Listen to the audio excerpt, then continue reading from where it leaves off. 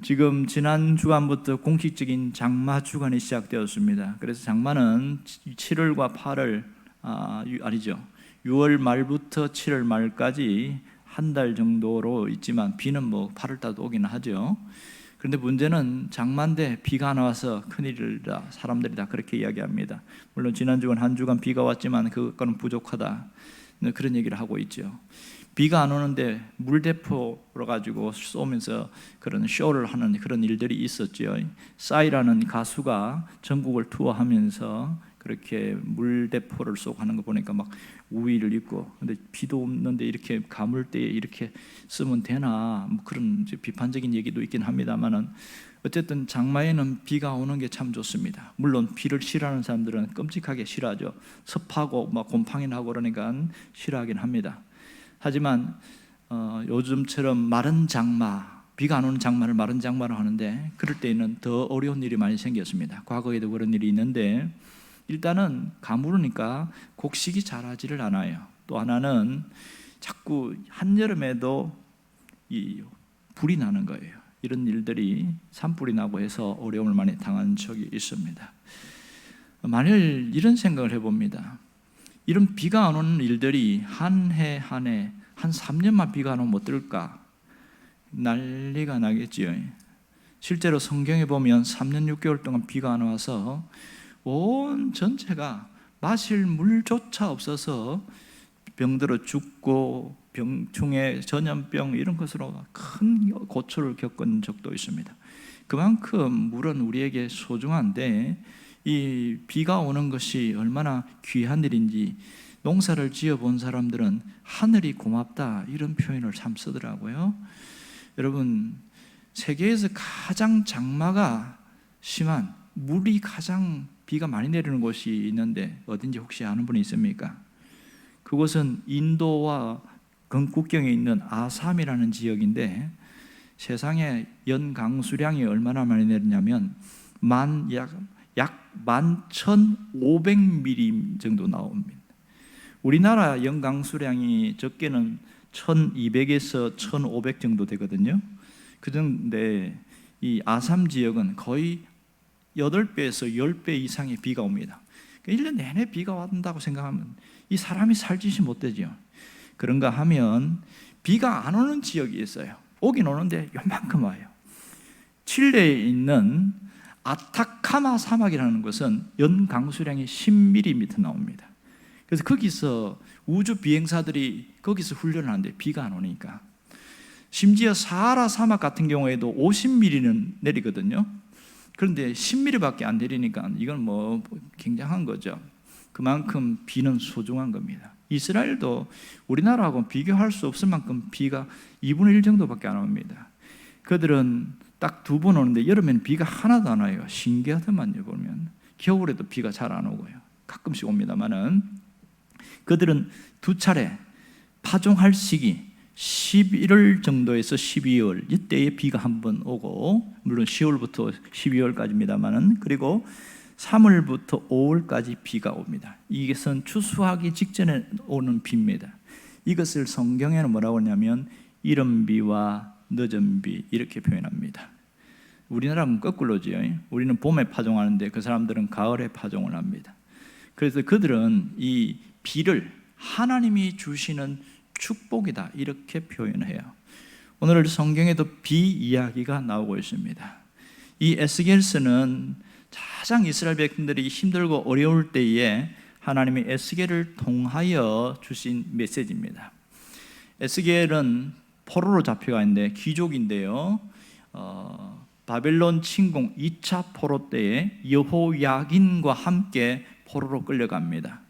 거기서 나이 30대에 하나님으로부터 선지자로 부름을 받고 선지자로서 사역을 하는데 심판을 이야기를 하고 나중에는 성전의 회복을 선포하기 시작합니다. 근데 사람들이 어떨까요? 심판을 이야기하니까 안 듣습니다. 기마가 버리죠. 그러니까 구조로 보면 에스겔서가 전체가 48장으로 되어 있는데 1장부터 24장까지는 예루살렘 성의 운명에 대한 이야기를 하고 있고, 그 다음에 25장부터 48장까지는 예루살렘의 미래에 대한 이야기를 하고 있습니다. 여기 뒤쪽에 가면 하늘 성전에 대한 이야기, 성전의 구조들이 막 나오고 그래 합니다. 이런 선포를 할 때 이스라엘 백성들은 달가워하지 않았어요. 왜냐하면 그곳에는 거짓 선지자들도 상당히 많았거든. 그리고 에스겔의 경고를 받아들이지 않았습니다.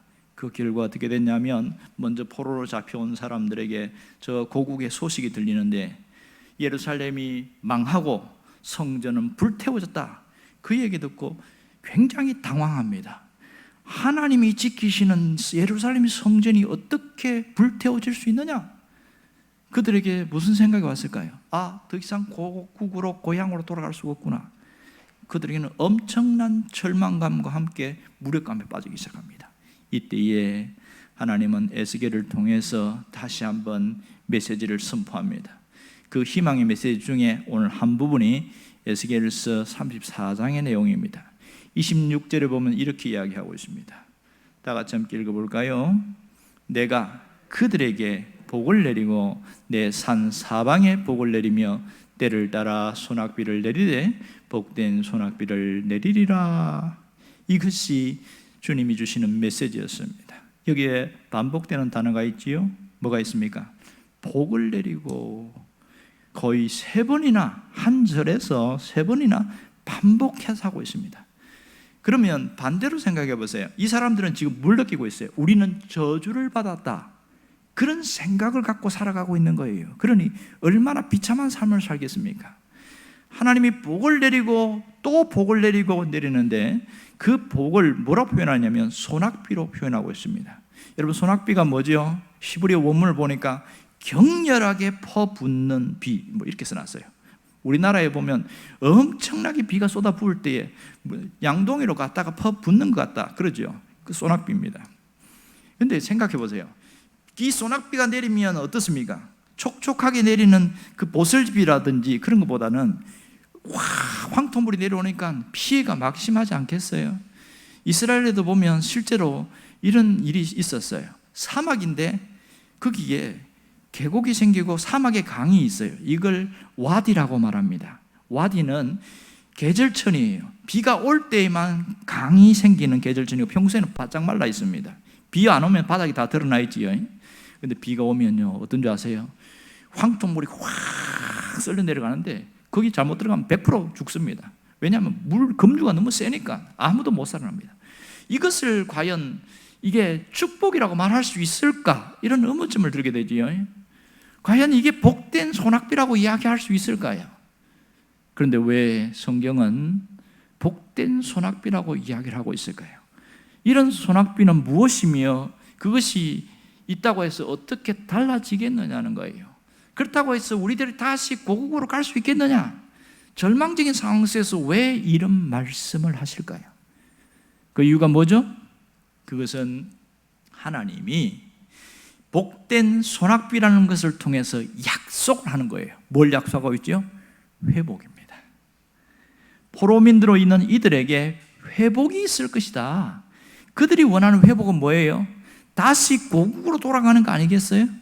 그래서 그 일을 위해서 이야기를 하는데, 그 회복은 크게는 한 목자를 통해서 나타납니다. 앞에 23절을 보면 그런 얘기가 나오는데, 내가 한 목자를 세우리니 그 목자를 통하여 너희들을 먹게 할 것이며, 이런 얘기를 하고 있어요. 그럼 여기서 한 목자는 누굴까요? 궁극적으로는 예수 그리스도입니다. 예수 그리스도를 통한 회복을 이야기를 하는데요. 그러면 그 회복이 일어나기 전에 무엇이 있었냐면, 정말로 하나님께서 말씀하신 대로 이 백성들이 고국으로 돌아가는 일이 뒤에 일어나지요. 그것이 1차 포로귀환, 2차 포로귀환, 3차 포로귀환 있지 않습니까? 귀족 왕족인 스룹바벨을 통해서 5만 명이 1차 포로귀환하고, 또 에스라를 통해서 또 포로귀환하고, 그 다음에 또 느헤미야를 통해서 3차 포로귀환하고, 이렇게 회복의 역사가 일어난단 말이에요. 그런 거 보면 지금 이 에스겔이 쓰일 때는 그 뒤에 이야기까지 생각하고 말씀하고 있는 거예요. 그러니까 지금 이 말씀은 뭡니까? 약속이죠. 약속. 왜 복된 복된 소낙비를 주겠냐? 약속을 왜 하실까요? 오늘 27절과 30절을 보면 그 얘기가 분명히 나와 있습니다. 27절을 보면 그들을 건져낸 후에 내가 여호와인 줄을 그들이 알겠고 그럽니다. 30절에도 똑같이 나오지요. 그들이 내가 여호와 그들의 하나님이며 그들과 함께 있는 줄을 알고. 지금 반복되는 게 뭐죠? 하나님이라는 단어예요. 지금 이스라엘 백성들이 포로로 잡혀 있으면서 하나님을 잊어버리고 있어요? 하나님을 붙들고 있어요? 전자겠지요. 하나님을 잊어버리고 있는 거예요. 그래서 이 복된 소낙비, 회복의 약속을 통해서 하나님이 어떤 분인지를 깨닫게 하려고 이 말씀을 하고 있는 겁니다. 여기서 복된 소낙비는 궁극적으로 회복이지만 뭐죠? 하나님께서 주시는 은혜, 은총을 말합니다. 절망적인 환경 속에서 이제는 나라가 망했으니 끝났다. 하지만 하나님은 여기가 끝이 아니라는 거예요. 에스겔을 통해서 하나님께서 이스라엘 백성들을 버리지 않았다는 것을 말씀하고 있고 그들과 함께 하고 있다는 것을 말씀하고 있고 그들을 붙들고 있으며 결국은 회복을 일으키실 거다. 그 과정 속에 하나님이 주시는 게 뭐냐면 은혜예요. 그 과정 속에 그런 은혜가 있다는 것을 잊지 않기를 원합니다. 이게 지금 에스겔서에서 사용된 거예요. 하나님께서 그 은혜 주심을 뭘로 표현했냐면 시각적인 의미로 소낙비로 표현하고 있습니다. 여기서 눈여겨볼 것은 빗방울을 내리는 것이 아니라 소낙비를 내리겠다 이렇게 말합니다. 하나님이 주신 은혜는 찔끔찔끔 내리는 그런 것이 아니라 이렇게 우두둑 떨어지는 소낙비 같은 은혜다. 그걸 얘기를 하고 있는 것이지요. 놀랍지 않습니까? 또 하나는 뭐냐면 하나님이 소낙비를 주실 때에 때를 따라 복된 소낙비를 주신다 이런 얘기를 하고 있습니다. 때를 따라 복된 소낙비. 이게 얼마나 축복인 줄 아세요? 자, 비가 오는데 비가 안 와야 될 때 비가 오면 이거는 저주입니다. 그런데 비가 정말 절실히 필요할 때에 비가 내린다. 그거보다 고마운 건 없지요. 여기서 하나님이 어떤 분인지를 잘 알 수 있지요. 하나님이 누구십니까? 그분은 축복의 권원이시됩니다. 때를 따라 복된 소낙비를 내리시는 그 하나님의 약속이 에스겔서에 당시에 있는 사람들에게도 있었고 그 말씀은 오늘 우리에게도 동일하게 있습니다. 그러므로 하나님의 약속을 붙드는 자에게 은혜를 부어주십니다. 어떤 은혜죠? 때를 따라 소낙비의 은혜를 부어주신다는 것이지요. 그러므로 이 우리 인생의 축복은 하나님의 복을 받고 사는 겁니다. 하나님의 복을 받고 사는데 가장 때를 따라 하나님의 복을 부어주신 것을 깨닫는 자가 귀한 줄 알아요. 그걸 아는 자들은요, 주님을 끝까지 믿고 따르는데 견디고 인내합니다. 깨닫는 자가 그렇게 살아가요. 그러므로 지금 아무것도 안 이루어졌고 어려워졌고 힘들고 그래도 무슨 생각한 줄 아세요? 하나님의 때에 이루어질 거야. 그 믿음을 갖고 있는 겁니다.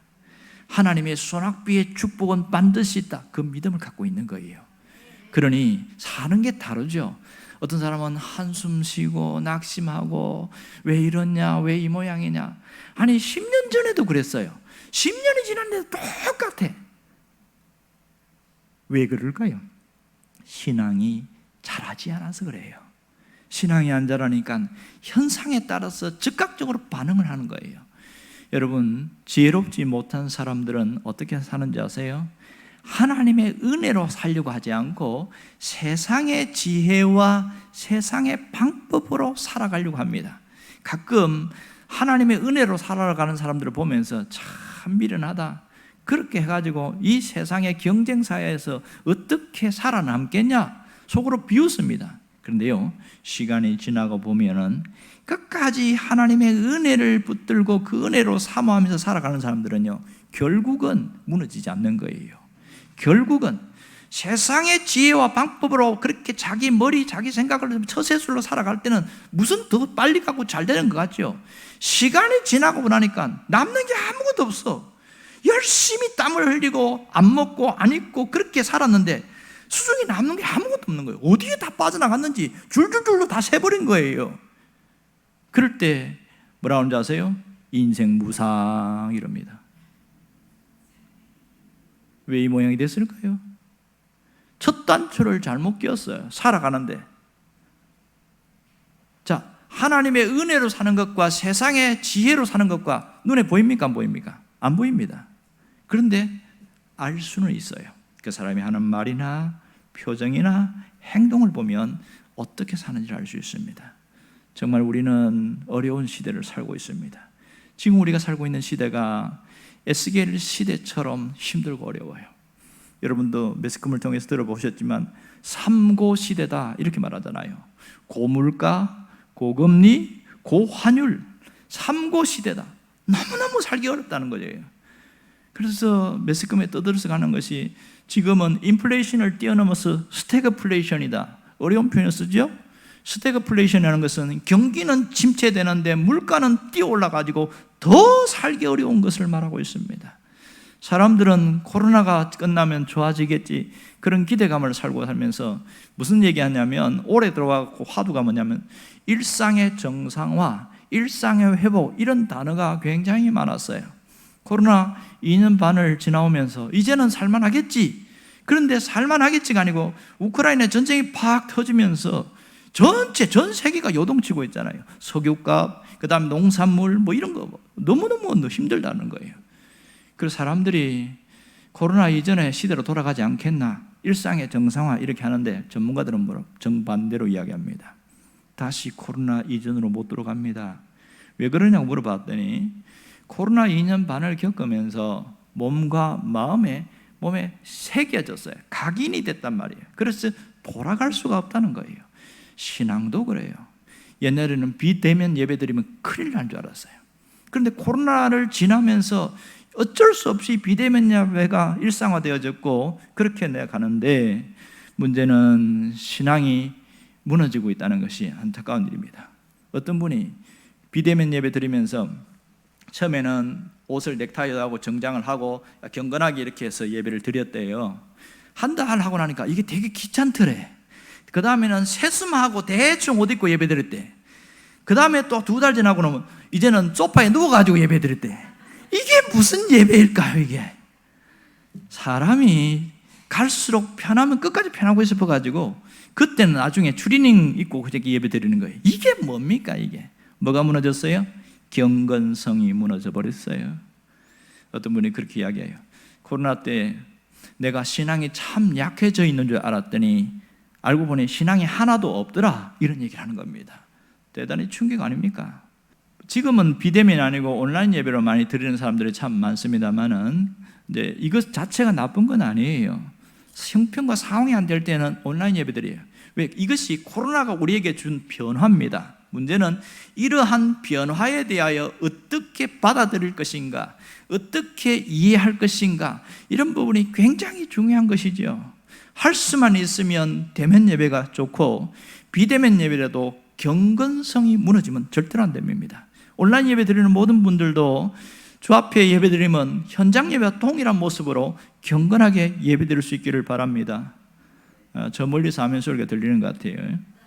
믿거나 말거나. 여러분, 하나님은 우리가 어떻게 살기를 원할까요?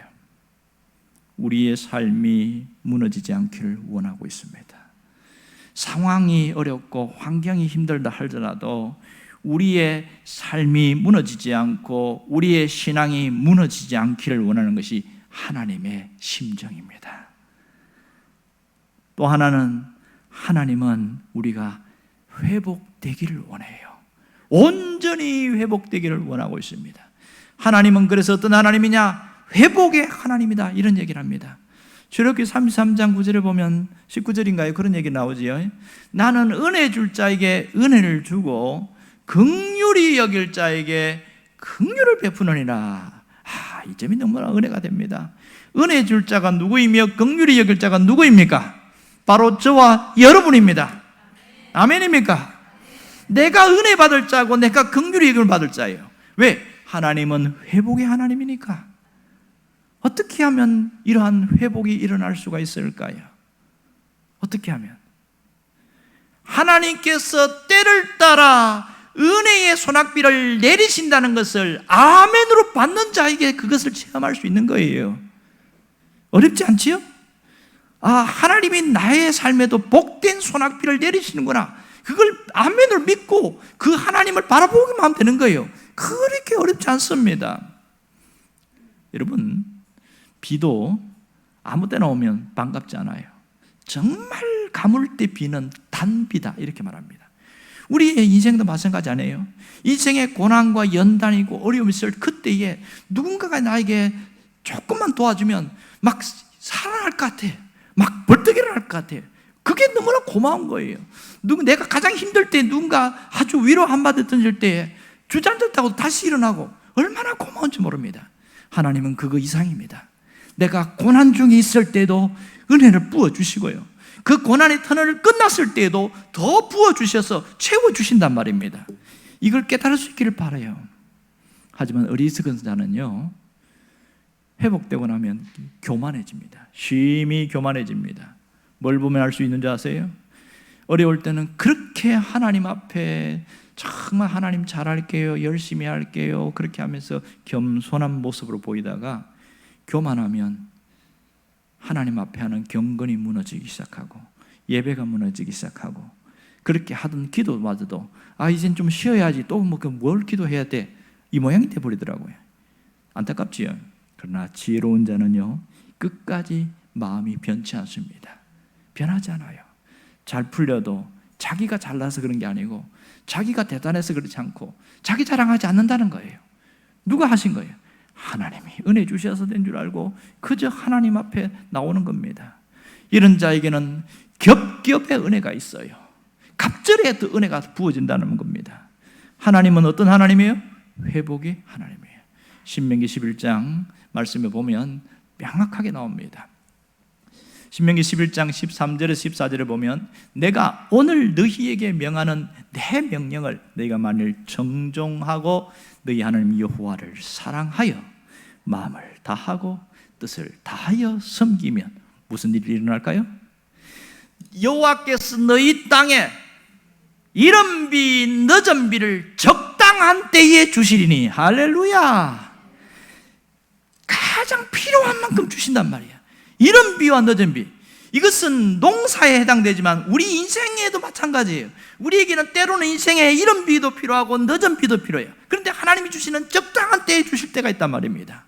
여기에 잘 알 수 있을 것은 하나님의 때가 있다는 것을 잊지 않기를 원해요. 하나님의 때가 가장 좋은 때다. 그걸 믿음으로 받아들이는 훈련이 필요합니다. 나는 지금이 적당한 때고 지금이 필요한 때고 지금이 도움받아야 될 때라고 생각하는데 가끔 그때 하나님이 안 도와주셔서 서운하고 섭섭하고 시험 들고 그렇습니다. 아직까지 신앙이 어린 거예요. 만일 지금 도와줬을 때 요거는 해결될지 모르지만 이것 때문에 교만해져 가지고 마음이 부패해지고 나중에 바로 2, 3년 후에 인생이 더 완전히 바닥으로 떨어지면 지금 도와준 것이 독입니다. 약이 아니에요. 하나님은 그 끝을 아시기 때문에 안 도와주는 경우가 굉장히 많습니다. 왜? 우리가 멸망하는 인생, 망하는 길로 가지 않기를 원하십니다. 그래서 하나님이 때에 우리에게 도와주셔요. 그것은 정말 귀한 겁니다. 그러면서 우리 삶의 회복의 역사가 일어나요. 여러분, 우리에게 회복이 일어날 때, 하나님 우리를 회복시킬 때에 어떤 현상이 일어나는지 아세요? 딱 두 가지입니다. 하나는 관계가 좋아지고 또 하나는 평안이 임합니다. 관계는 수직적으로 하나님과의 관계가 있고 수평적으로 사람과의 관계가 있습니다. 제일 먼저 하나님과의 관계가 회복되기 시작해요. 오늘 25절에 말한 것처럼 언약의 회복이 있습니다. 언약의 약속이 있단 말이에요. 이게 하나님께서 복된 소낙비를 내리는 비결인데, 잘 보시면 내가 뭔가 잘해서 하나님이 이렇게 회복시키는 게 아니라 내 마음만 돌이켰을 뿐인데 하나님이 먼저 회복의 손을 내밀고 회복의 길을 열어 가신다, 이렇게 얘기하고 있어요. 여러분, 인생의 복된 소낙비는 하나님과의 관계 회복에서부터 시작되어집니다. 자, 그럼 반대로 하나님과 관계가 뒤틀려 있으면 어떤 일이 생길까요? 막혀요. 하던 것도 잘 안 돼요. 잘 가다가 꼬여버려요. 잘 하다가 한 사람이 배신해버려요. 왜 인생이 이렇게 어렵고 막히냐? 왜 그래요? 하나님과의 관계가 뒤틀려 있었기 때문에 그런 거예요. 그런데 관계가 회복되면 지금은 어려워 보이는데 갈수록 길이 열립니다. 누가 길을 열어주는 것처럼 자꾸 열리는 거예요. 그럴 때에 보이지 않는 하나님을 의식하게 되겠지요. 아, 하나님이 내 길을 열어가시는구나. 이런 사람이 느끼는 감동과 감격은 이루 말할 수가 없어요. 그래서 그분이 느끼는 게 뭔지 아세요? 여호와는 내 편이시다. 하나님은 내 편이시다. 이것을 느낍니다. 똑같이 성경을 읽고 말씀을 들었는데 하나님이 내 편이라는 것을 아는 것과 확신을 갖는 것은 차원이 다릅니다. 아는 것은 그런가 보다 하지만 확신을 갖는 사람은요, 삶에 힘이 있고 용기가 있고 자신감이 있고 담대함이 있어요. 지금 계속 경기가 추락하고 상황이 어려워지고 지금 형편이 자꾸 쪼이는 것 같아서 두려움이 오는데 그 확신 있는 사람들은 하나님이 내 편이니까 나를 보호해 줄 거 아니냐, 할렐루야 하면서 벌떡 일어나는 거예요. 무엇이 그를 바꿔놓습니까? 그 속에 부어진 은혜가 때문에 그렇습니다. 여러분에게 그런 은혜가 있기를 원합니다. 두 번째는 평안의 복이에요. 여러분, 걱정 근심하는 사람에게 그만 좀 걱정하라고, 자식들 먹고 살만하고 이제 형편도 나아졌는데 뭘 걱정할 게 많다고 자꾸만 걱정하냐고.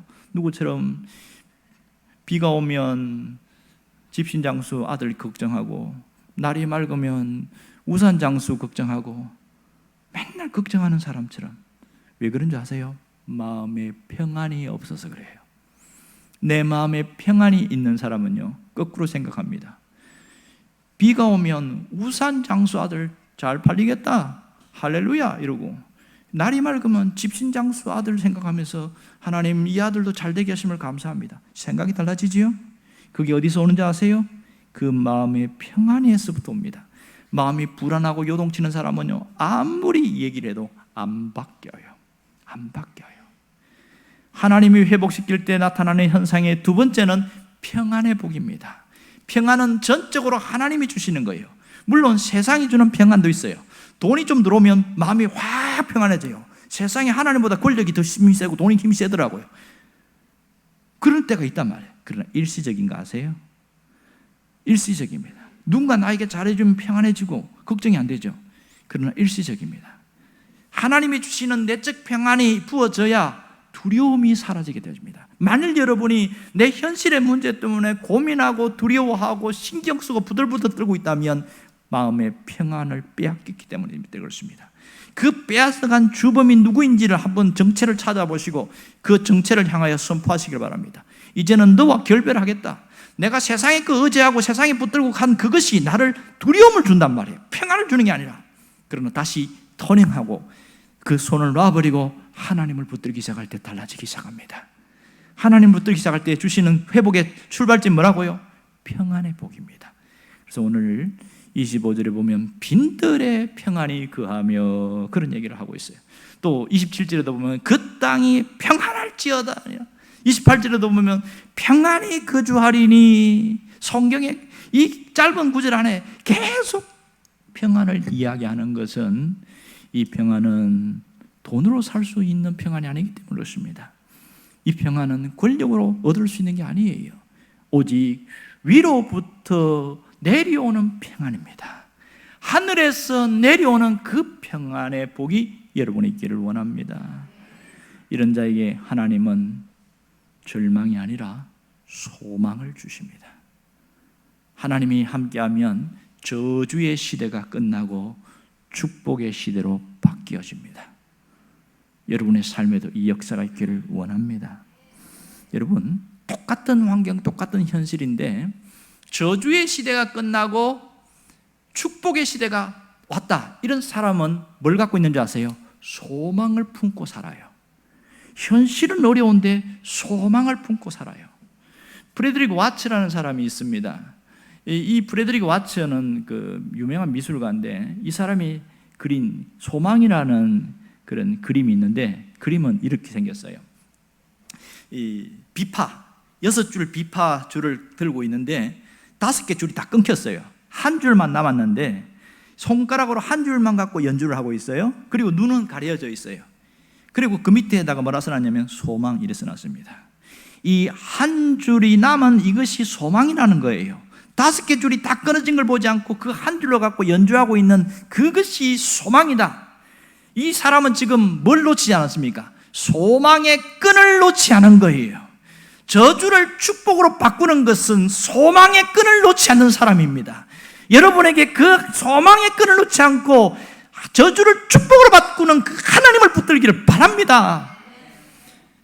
어떤 분은 복된 소낙비의 은혜를 누리는 사람도 있고 아직 누리기 직전에 있는 사람도 있고 여러 종류 있습니다. 때로는 어떤 분은 사망의 음침한 골짜기를 지나가는 그 모습처럼 내가 사는 게 너무 힘들다, 너무 어렵다, 그런 분도 있고요. 어떤 분은 힘들긴 해도 견딜 만하다, 그런 분이 있고, 또 어떤 분은 그 어둠의 터널을 벗어나온 사람도 있습니다. 여러분, 이 복된 소낙비의 은총을 누리려면 어떻게 하면 되는 줄 아세요? 여러 가지가 있지만 공통적으로 딱 할 수 있는 한 가지가 있습니다. 따라해 봅시다. 감사를 회복하십시다. 내 안에 감사를 아는 게 아니라 감사의 감격을 하게 될 때에 변화가 일어납니다. 여러분, 감사는 머리로 하는 게 아니에요. 감사는 생각으로 하는 게 아닙니다. 감사는 말로 하는 것이고 표현으로 하는 겁니다. 아멘입니까? 그러므로 감사를 회복한 사람들은 벌써 생각이 달라요. 뭘 볼까요? 없는 것 생각할까요? 남아있는 걸 생각할까요? 당연히 남아있는 것 생각하죠. 잃어버린 것을 생각하지 않고 가진 것을 생각하고 있습니다. 그걸 보면서 감사하고 또 하나님께서 나를 붙들고 있기 때문에 그 의지하면서 감사하다 보니까 내 안에 복된 소낙비의 은총 속에서 살아가게 되어지더라는 겁니다. 여러분이 삶 속에 감사를 회복할 수 있기를 바랍니다. 감사를 잃어버리지 말라고 우리에게 주신 게 뭐냐면 2가지 절기를 줬어요. 하나는 맥주 감사절이고 하나는 추수 감사절입니다. 늘 이야기하지만 맥주 감사절은 우리가 뭐 보리를 심습니까? 밀을 심습니까? 아무것도 하잖아요. 그런데 이것은 무슨 영적인 의미가 있어요? 전반기 동안에 하나님이 주신 은혜를 깊이 간직하고 감사로 표현하라고 주신 게 맥주 감사주일이에요. 놀라운 것은 이것은 후반기에 새로운 삶을 여는 시작입니다. 추수 감사주일은 그 이듬해의 삶을 위한 준비라면 맥주 감사주일은 전반기 은혜의 감사와 함께 후반기의 삶을 열어가는 시작이라는 것을 놓치지 않기를 원합니다. 이것은 준비된 자에게만큼 더 역사하십니다. 준비된 감사로 새롭게 시작할 수 있기를 바랍니다. 감사를 온전히 회복할 수 있기를 주의 이름으로 축원합니다.